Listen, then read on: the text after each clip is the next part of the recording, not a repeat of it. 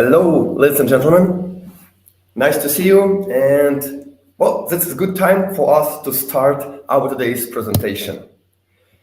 Let me please make sure the slides works. Yes, it looks like they work. So yes, today we're working on very provoking, with a presentation with very provoking titles. They aren't stupid, and pretty soon you will clearly understand what it means.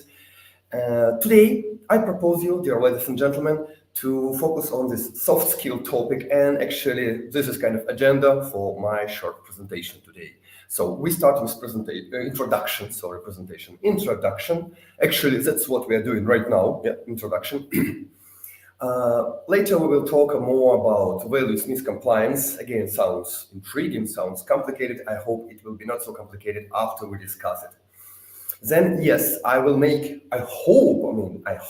I will make you believe that we all are doomed. It's mostly a joke, of course, but who knows? And finally, on the second half of our presentation, I will start giving you like pretty basic tips and tricks. I will give you some strategies of how to communicate with your client in better way, how to improve the quality of your communication with your client. At any moment, you're welcome to type your questions anywhere, and our admin will focus on your questions, will track your questions, and at the very end, I will be happy to answer all your questions. But there is only one particular place for questions. Place when I answer your questions is at the very end of this presentation. There is a tradition to say a few words about myself. So my name is Alex. And who I am, I prefer this way of presenting myself. I'm more than 9 years in quality assurance and testing in production. I've worked with 7 different big technologies through all the time. What is 5? I don't remember. Yes, 5 years ago, I have got my first ASTQB certification. And 3 is the amount, like maximum amount, up to 3 subordinates or reports were in my pool, like my subordinates, on my position as team lead, QA team lead. And 1 is kind of my desire, my wish, my expectation that everybody of you, in best case, everybody of you can take just 1 single idea from my presentation to be implemented and to make your communication with client a little bit better. Of course, you're absolutely welcome to take more than 1 if you wish, if there is something useful. But I hope at least 1 idea from my presentation will fit to your situation. Here, of course, I need to make a disclaimer. I am not a magician. I am not from Hogwarts, ladies and gentlemen. I'm actually in Warsaw right now. There's a pretty beautiful sunny day. Okay, you don't see the sun because of the sun. Sorry for for too bright sun. I will make sun not so bright next presentation. And beautiful snow outside. I'm just a human, so I cannot change the behavior of your client. I have no idea who is your client, but you may change your behavior to make your client happier, so you can improve. And this is actually the one possible way I see how you can implement this presentation. You can learn something from this presentation. You can implement it to your behavior. You can change your behavior with your client, and thus you can make your client happy. Second thing, there is no silver bullet. Just few of those tips and tricks will work for you. Majority of tips and tricks either you already tried or already implemented, and they either worked or didn't work. So maybe just some of them will fit you. And again, I cannot promise you 100% success. So all tricks, all tips or recommendations I will give you during this presentation work for some cases. They work, they actually do. And this doesn't mean they will work for you. So this is it. This is about the disclaimer. Let's go further a little bit how to use this presentation. There are 3 basic ways how you personally can use our meetings, our talks, this presentation I'm participating in. First is typical, very common, very easy, absolutely normal reactive way. If you already have any kind of issue or problem in your communication, not personally, you may be somebody in your team, some of your colleagues at your work. So you listen to this talk, you get some ideas, you work on those ideas, you implement those ideas, you implement them, you map them on your situation, you implement those ideas on your personal life, not personal for now, professional life, and you solve the problem. This is typical, beautiful, reactive way. There is absolutely plausible, absolutely comprehensible, ignorant way, and like if you don't want to learn more about all those like nerdy soft skills, you're absolutely welcome to go. So if you have no problem, you start this talk, like you feel a little bit bored, you find the link for funny video that I will ask our admin to post approximately in 5 minutes, not right now, and like you relax, you watch the video, like just spend your time in good way. And one more way, most efficient but very like difficult is proactive way. When you have no problem, but thanks to this talk, you change your behavior in advance to avoid appearing of possible problems in future. So in future you will have no problems at all ever. I mean, at least within the communication with client. So you can choose which of ways, like any of ways, absolutely okay for you. So you can choose one of those ways to use this presentation for yourself. Yes. Ladies and gentlemen, one more logistical thing. I'm really sorry. My voice is not so good now because my toddler baby brought a brand new virus from kindergarten just like 10 days ago, and I spent a week lying in the bed with horrible, like being horribly cold with all those symptoms. And I just recovered. I mean, don't recover. I stood up just 3 days ago. And yes, I'm still having some like symptoms. So my voice is not powerful. I'm not sure I managed to like speak all the time we have because it is not so easy. Please forgive me. I will do my best. Next presentation, I hope I will be in better condition. Anyway, let's continue. Who are they? I will kind of demonize some particular people, particular positions to work with them. But please pay attention. This is just a metaphoric method. It's a method to make this presentation more obvious, more visible. Those people are not demons. They're really good people I'm talking about, kind of people you communicate with. They possibly managers, like product managers with those like deadlines, OKR, all this like time, KPI, and so on.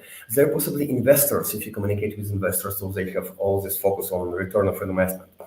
They possibly just people from business, like your like customers. So they want their customer to be happy, or they just simply just end users, customers. So they have their own problem to be solved by your application, by your work as a quality assurance engineer, your work as a tester possibly, or you work as any other production specialist. So in any case, I consider you personally, dear listener, dear like person from the audience, as a kind of more production specialist. And another side, again, the side I will demonize, they will look like as the horrible monsters during my presentation, only as a method. I like those people. Like so other side are different types of possible customers. And main problem, main reasons, the root cause of almost all problems that appear in the communication, actually, I think all problems that appear in the communications that you speak different languages.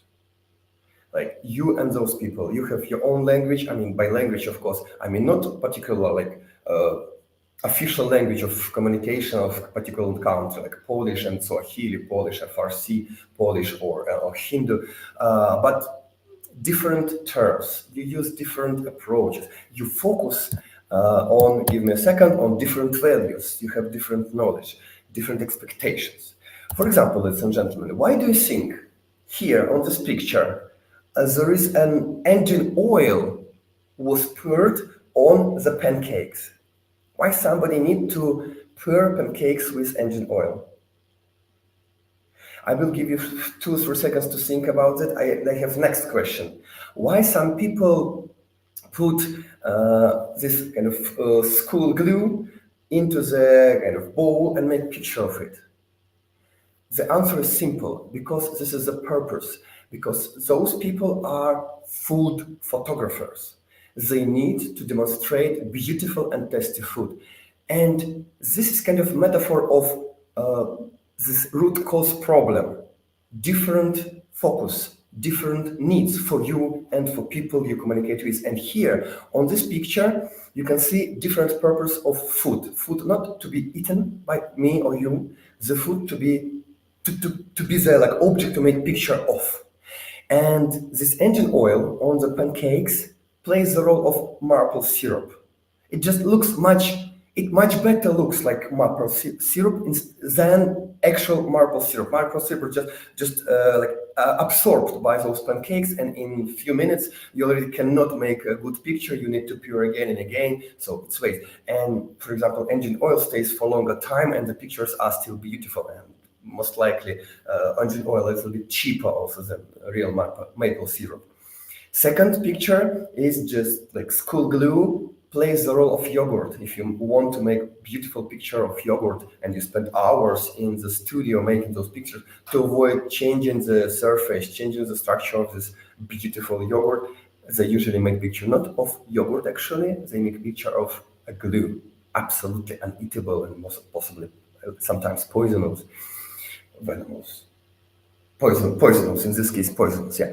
And if you want to like learn more during my presentation, if you're not really in the topic, but you want to learn more about those like smoking food for food photographers, you're welcome to follow this link. You can see QR code. And right now, our kind admin will post this link to YouTube video to the chat, so everybody of you can see this link and follow it. So if you already get bored by my presentation, please don't push yourself sitting here. Open this link, watch a beautiful video, and at the end, I most likely will end my presentation already. And if you prefer to learn more about communicating with your clients, let's go to next slide. You already saw different values, different knowledge. And yeah, there's a beautiful metaphor of you talking about your project, you as tester, as QA specialist, talking about your project, and other roles like developers or product managers or project managers or business analysts or any other roles that are like work with this project in your project, in your life, at your job, at your project. It's kind of beautiful metaphor of blindfolded scientists who had never heard about the elephant, and they got a chance to touch the elephant and to understand, to explore the elephant. But they are blindfolded, their eyes are closed, and they're trying, they're touching, and you see they have different ideas about what is elephant. It's a snake, it's a rope, it's different things. So they just touch different parts of an elephant. And the same thing with you and other different, like other sides, clients, managers. The same thing with your project. You touch different parts of your project. That is why sometimes you have different opinions about values. And that is why you and those people not always can understand one another clear enough and the way you want those people to understand yourself. What can we do with that? Actually, this is your choice. So you can just leave it as it is, as usual. But there is another way. If you prefer not to leave it as it is, if you prefer to solve the problem, then possibly you need to do something to change something in your life. First, very simple, very easy way, and surprisingly, so many production specialists hate this way. They hate small talks. So this is actually it. The small talks actually made to find this. They used in business communication to find this kind of, to find one page to communicate on, to bring both you and your opponent to approximately the same emotional level to communicate, to make both of you ready to communicate with one another.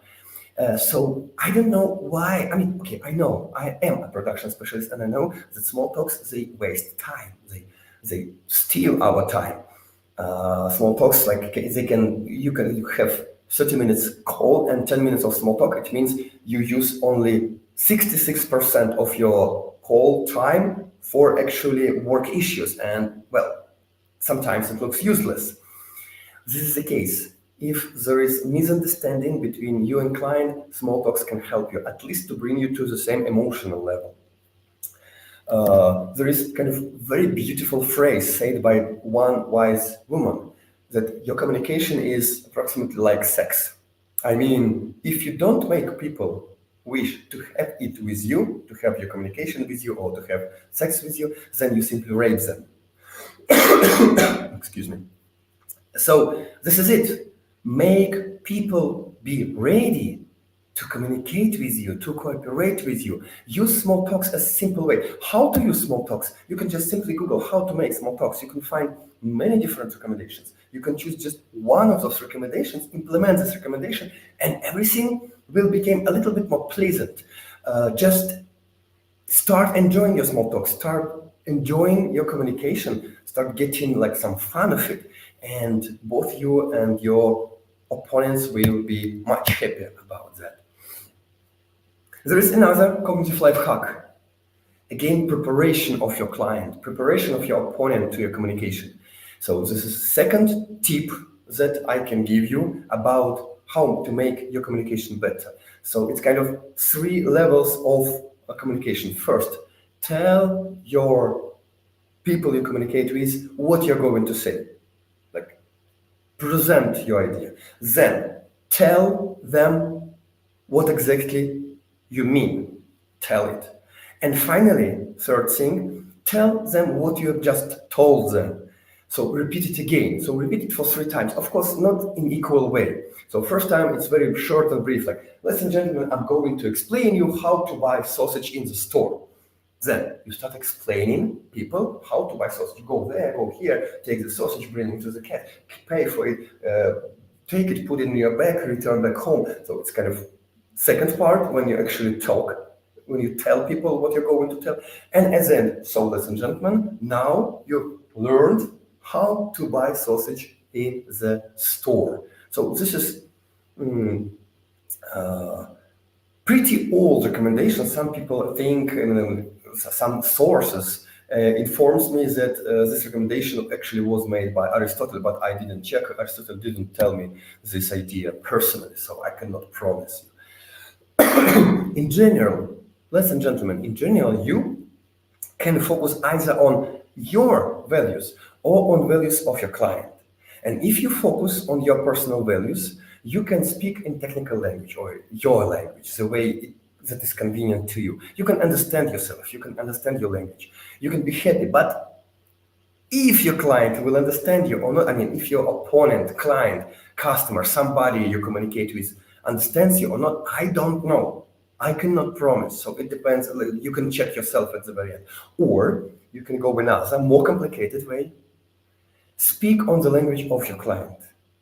So your client will understand you and your client will be happy. Yes, it is a little bit more complicated for you. You need to do like more job, but it is complicated mostly on the very first 3 to 5 attempts. Then it becomes pretty natural for you to change the language, to communicate on your client's language. Well, let's go further. And here I'm going to present you the mind trap. Yeah, it's a trap. People hear in the communication the statements that complies with their personal goals and desires. What it means?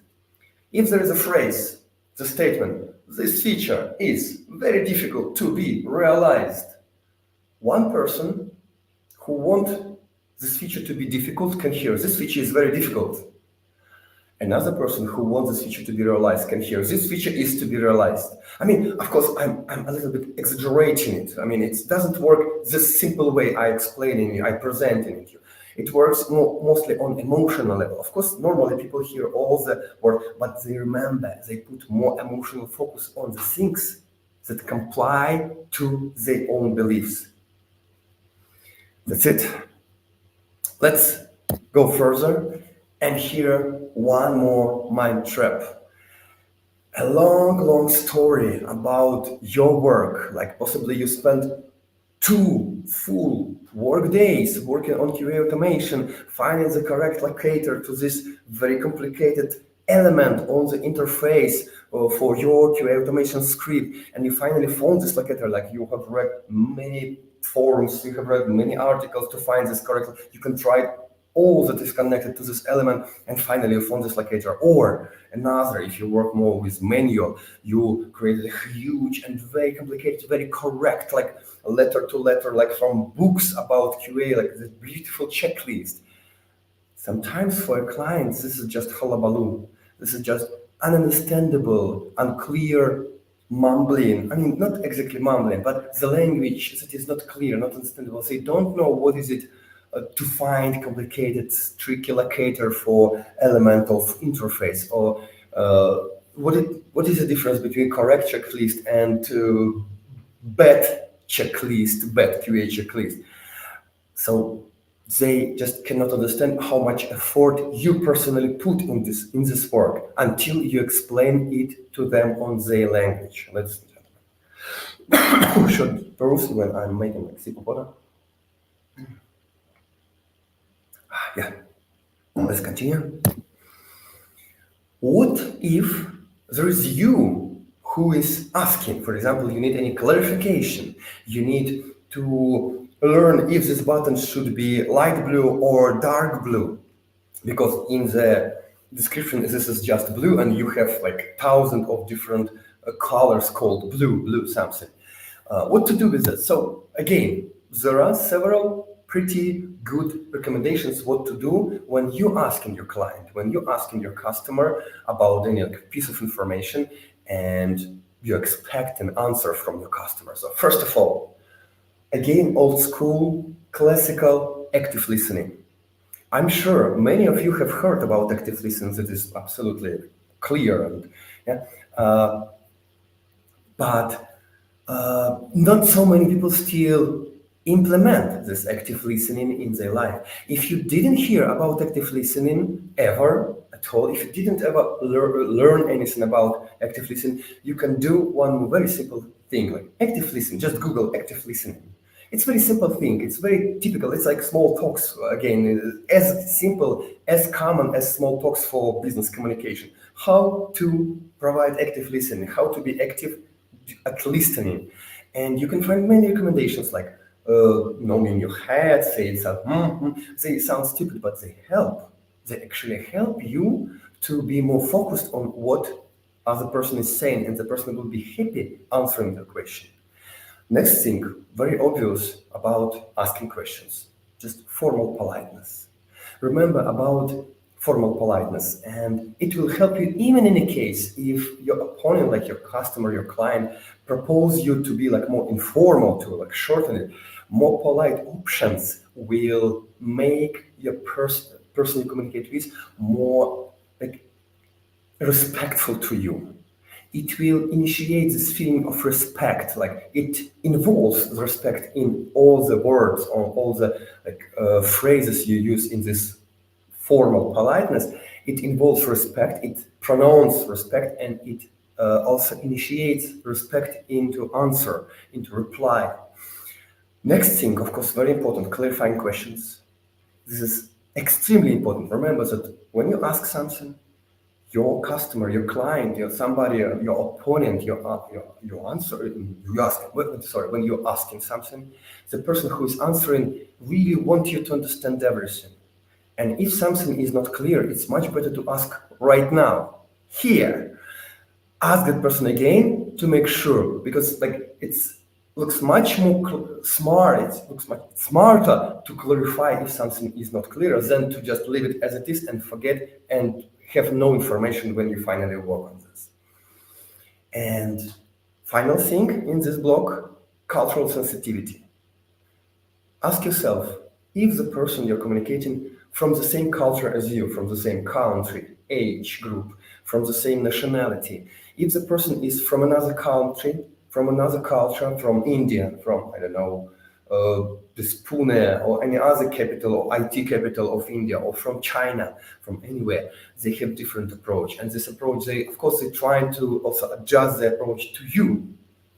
As European American people, like in Southern America, they have different approach. For example, they spend a lot of time providing the small talks, learning you. They feel it is polite because they learn it from children age, from the very beginning of their lives. They learn that you should be respectful to the family of person you communicate with. So they asking questions, they expect you also to ask questions. So sometimes focusing only on the problem, only on the work issues sounds rude, literally rude for your opponent. It will sound rude for Latin American people. I wouldn't, like, I don't know every single Latin American person in the world, of course, I couldn't say, but in average, it sounds rude for them. It sounds rude for example, Mediterranean people, not to communicate a little bit at the beginning, not to ask, how are you? What news in your life? How's your granny? How's your mother? And so on and so forth. So please learn more about the culture of your opponent and try to follow this cultural sensitivity recommendations. Good. Let's go to another side. What if you propose your client to choose? You propose the client any kind of answer on any question. There is very under the hood secret tip.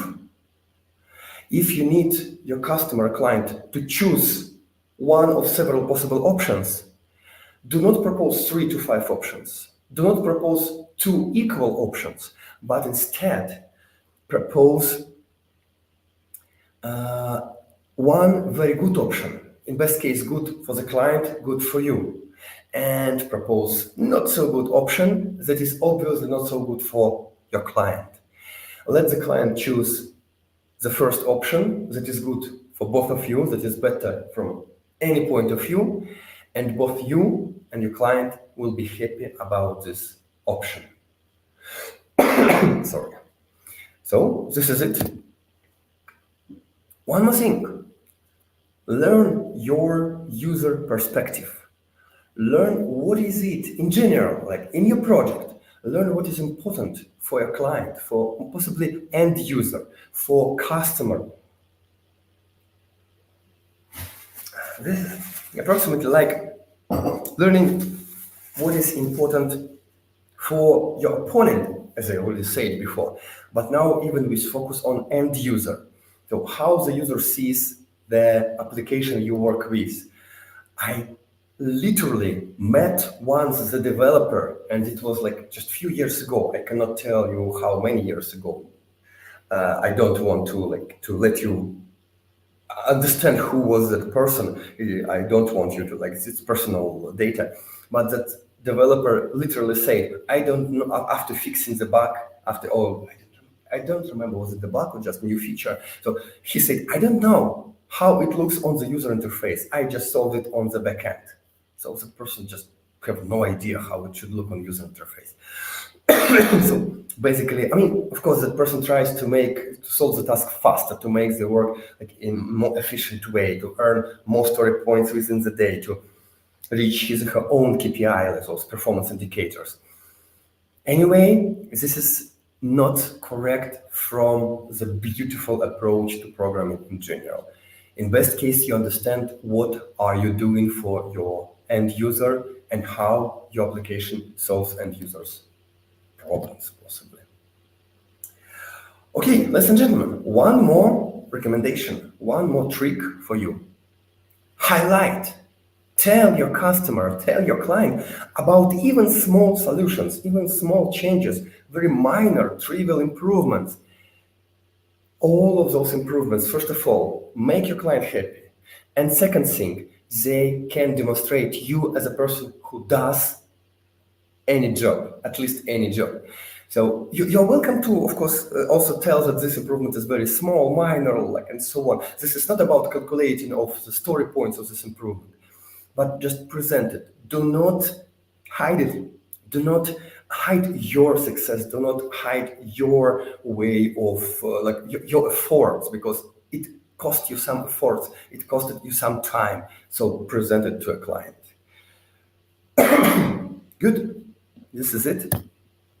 Let's go now to some out-of-the-box recommendations and strategies connected to our topic of communication, to the communication to client and the art of explanation. When you are going to explain something to your customer, to a client, to whoever you communicate with. Very important thing. Always your homework. This doesn't mean the things that you bring to your teacher in your school. No. We're talking about your preparation. Do your preparation before starting explanation. 1 day before, 2 days before, 3 days before, ask yourself, okay, in 3 days, I have this meeting with customer to explain something, how I'm going to do that. Once you just do this, once you just arrange half an hour of your time to think about it, to write some notes on a paper or on your mobile phone, you automatically move yourself closer to success in this explanation. You don't need to improvise on the spot. You don't need to improvise on foot while already staying in front of screen with your customer face on it. So prepare, book a time, and make at least any preparation. At least ask yourself how you're going to explain it, and then find the way to explain. A little bit more. Fertilize the soil. What it means? Again, it's about prepare the person you communicate with, because the person could have very bad day, the person could have very good day, the person could have absolutely different situations. The person could be somewhere in the airport or somewhere in the tax office, finishing very complicated problem with his or her personal taxation, and the mind of this person is full of very negative emotions connected to the situation. Please prepare your person, ask the again, it's about small talks. It's about presenting yourself if this is first meeting, or presenting the topic if this is the first meeting about this topic. Prepare the person, pay some efforts, pay some attention to the fact that the person is tuned, adjusted to your topic, the topic you're going to communicate with that person. Next, out of the box recommendation from very clever books about the art of explanation. Chunk the information into pieces, into digestible, as small as possible, atomic pieces of information. Because it's very complicated to eat a very big, let's say, an elephant at once. It is much easier to cut a small piece of this elephant and eat this piece of elephant, and the next piece, until you eat the whole elephant. So chunk, divide this information into pieces. And very important, during your homework, answer to yourself exactly when is the end of one piece of information, when is the beginning of next piece of information. And during your presentation, again, highlight, okay, this is the end of this particular note, this particular chapter, and let's start next chapter. Let's go to next. Use metaphors, analogies, storytelling. Tell beautiful stories. What it means, replace just work issues with any kind of metaphors, with any kind of visualization, with any kind of stories, like allegories about what is made. Like if you're talking about 12% of work, again, just let me please reform my example from here, because I'm improvising this example right now. If you finish it, for example, 50 stories within previous months, and you want to tell about those 50 stories, are you sure the person on the other side remember how many stories in general?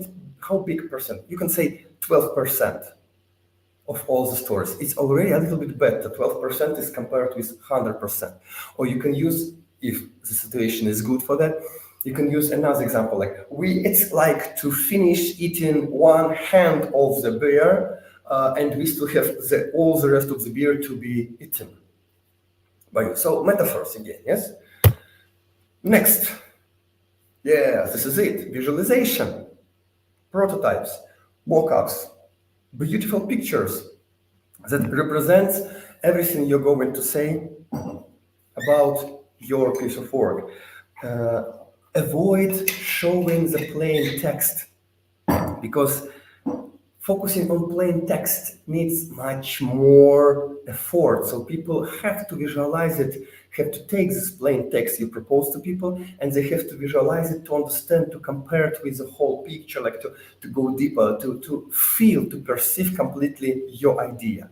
But when you visualize it your way, you make sure that your way of visualization complies with your information, that there are no mistakes on the way to visualize it.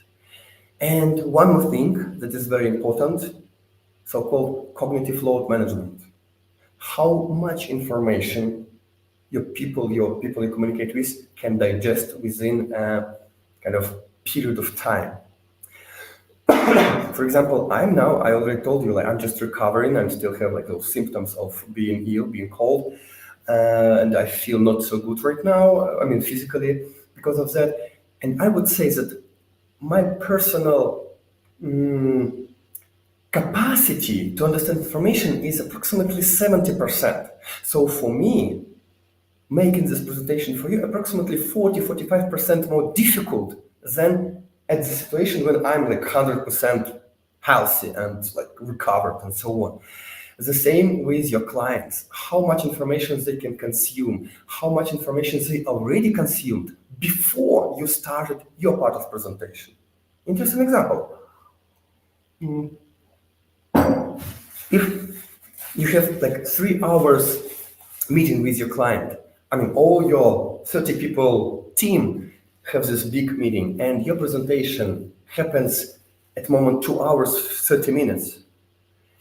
Your client's already very tired. Of course, you can expect, okay, if you're here, if you didn't split it into 3 1 hour long meetings, then you have to understand me. But, well, they possibly have to. They just physically cannot sometimes. So remember about it. Take it into consideration. Just taking it into consideration will help you to give this information in more clear, more understandable, more digestible way. This is it. Let's make a short pause. If you have any questions regarding all the information already learned, you're absolutely welcome to post it. And later, in about, I don't know, 5 to 10 minutes, I will start answering all those questions. Sorry. And we can continue. Ladies and gentlemen, finally, ready prepared strategies you can use for your presentation, for your explanation, to make your explanation better, to make your explanation more clear, more understandable. First, explanation by time. What it means, if you go in to explain a big picture to any kind of another site, you can start from the very beginning, from time point of view of possible path. What is at the beginning? So, for example, user who is visiting the website firstly sees the welcome page or landing page.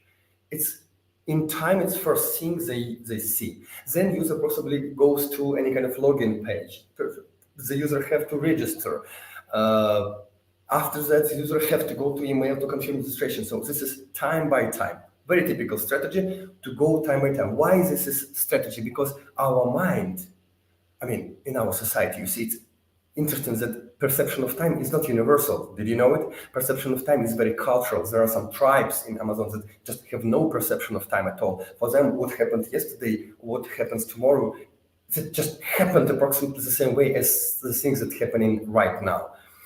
But it's another story. We're not talking about those Amazon river tribes. We're talking about the way of explanation. Normally, in European, let's say Western or Western business context, we are aware about the perception of time. We learn this perception of time from childhood, and we usually prefer to start from past and go to future. This is it. Next, place. It's like explaining again the way from this location to, I don't know, the store where you're going to buy the sausage. So you go from this point to next point, point number 2, then you turn right, you go around the building, you turn left, for example, you go between 2 other buildings, so particular place. The same for your presentation, the same for your product, for your explanation. You can focus on the place, on location, geographical location. This can be location in the table, on the graph, for example. So if you show in the graph, propose your audience to start exploring this complicated graph. Imagine a graph with many values, with KPIs, with kind of burnout diagram or Gantt diagram, whatever. Propose your audience to start from a particular point and follow to another point of this graph or table. Locate those people. Remember, if you personally look at a particular point on the screen, this doesn't mean your customers look at this point. You need to highlight this point somehow to make your customers see it the same way and this at the same time when you focus on this location or point on your screen, your picture. So this is it. Place. Dependence and relation. Another approach.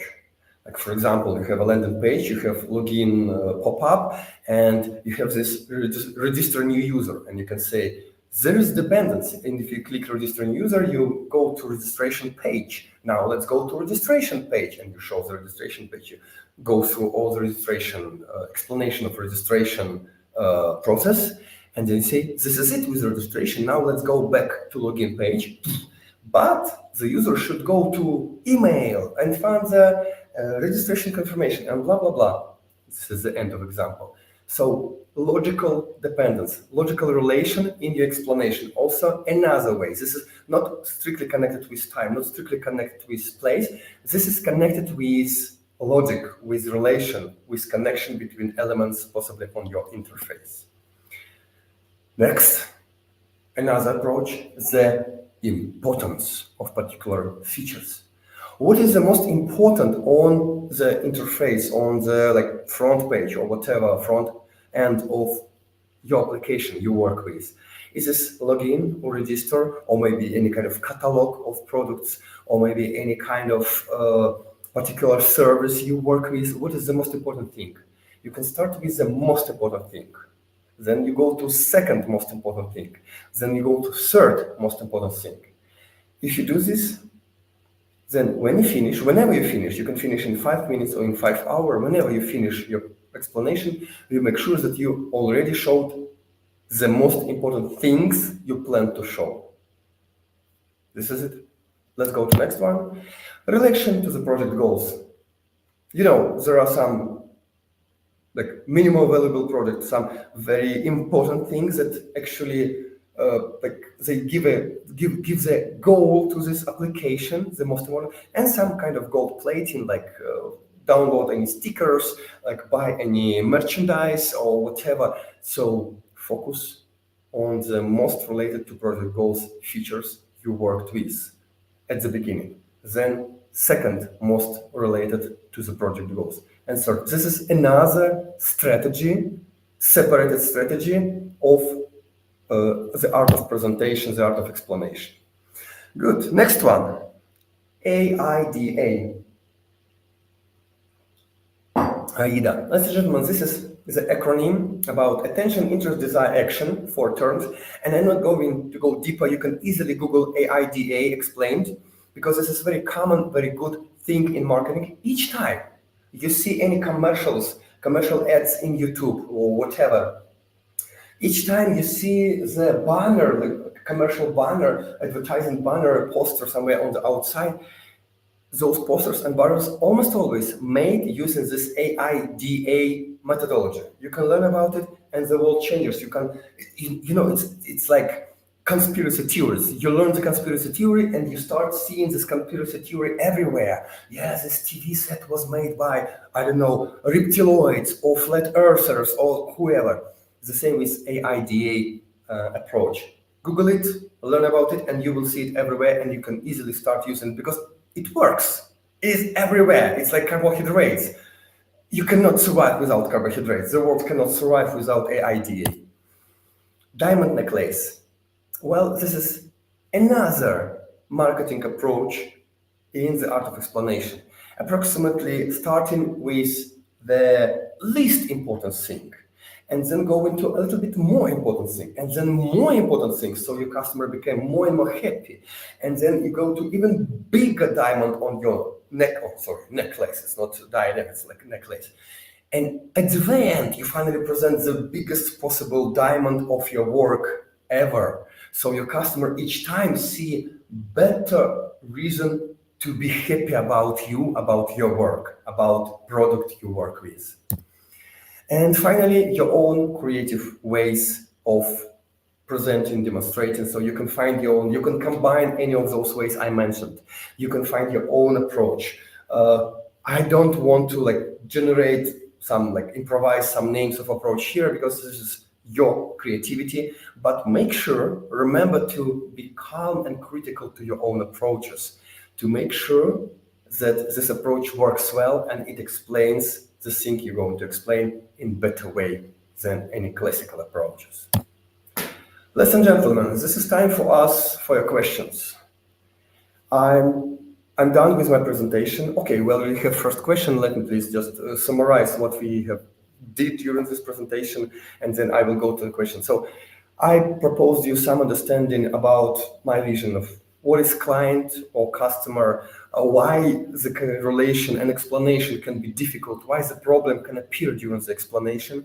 And at the end, I propose you several very basic life hacks how to solve this problem. And finally, I went just to out of the box, so recommendations from the books, what to do with it. And, and we have first question. The question is, what technical information is important for the tester so that the customer can access the information and gain benefits? What technical information is important? I'm trying to understand the question to answer it in a better way. If I understand it, okay, what technical information is important to be demonstrated to the client, to the customer? Well, okay, ladies and gentlemen, I have kind of my personal approach to this question. Thank you very much for this question. It's very tricky and interesting. Thank you. I'm really glad to have this question. I'm not sure I can answer it in perfect way. Anyway, I will try. From my point of view, best case, if your customer is not originally technically oriented person, then best case if there is no technical information for the customer. So ideal, imagine it's okay, let me please give you a metaphor. Ideal television TV set is no TV set at all. I mean, the goal of television, imagine just television, yes, the TV set, like screen, when you see TV, possibly somebody, TV is kind of old school way to give us visual information with sound. If you're not sure, you watch TV. I have no TV set at my home, for example. So TV is to give us vision and sound. But TV, there is no goal to occupy space. I mean, occupation of space is kind of side effect of having TV. So the smaller the TV is, the better. So when we have no TV set at all, but we have just the image, moving image and the sound, it means we have ideal TV. So ideal TV is where there is no physical TV set at all. We just get image and a sound. It's just metaphor. The same here. Ideal explanation with technical information when there is no technical information, when the customer doesn't need to learn anything at all about the project. But of course, this is ideal case that doesn't work for us. So customer have to learn something. For example, to calculate money and time and KPIs, customer have to learn what is stories, how those stories, how story points are paid because it's customer's money. What about technical? I cannot tell you because it's very dependable on the product. It's it depends very much. And I worked with a project where customer had no idea. Customer just used stage version of website and answered why it works so slow. And then there were several layers, so business analysts, then some other layers, and finally on the lower level, technical level, there were those QA specialists who never communicated with customer personally. They always communicated only to business analysts. So I have no particular answer which technical information and which extent is important. Well, best case, when there is zero of technical information given to customer and customer can understand everything without any technical information. But if customer wants to, you're welcome to give it to customer. But please remember, customer is not the person who expected to know the technical information. This is you who expected to be technical expert. Sorry for too long answer. That is my way to answer. If you want to clarify your question somehow, please do. And let's go to next question. Goal advice on how to talk to business. Sometimes he has no idea what is going on from a technical perspective. Well, how to talk to business. My advice is, again, approximately like previous, remove yourself from technical aquarium and put yourself to business aquarium. Imagine you are this businessman and start talking on the language and from the position of this businessman. Again, in best case, avoid any technical information that person do not want to learn about. This is possibly the most important advice I would say. So nothing about technical again. This is it. It's a very short answer. Again, I would love if you can open your answer a little bit or clarify if I didn't understand your question well enough. Please rephrase it, and I will be happy to answer it later. And now let's go to the next question. Okay, for that moment, these are like all questions we have. And actually, we have half minute left of my time. So, ladies and gentlemen, I really appreciate your time. I really appreciate your efforts. And I wish you a great December that starts the day after tomorrow. I wish you very, very, very Merry Christmas and all the best. Thank you very much for information. I was happy to communicate with you, and I was happy to meet you here at this talk. Hope to see you. You see my contacts. Here is again my contacts, and you're welcome to write me an email, call me, whatever you wish. Bye.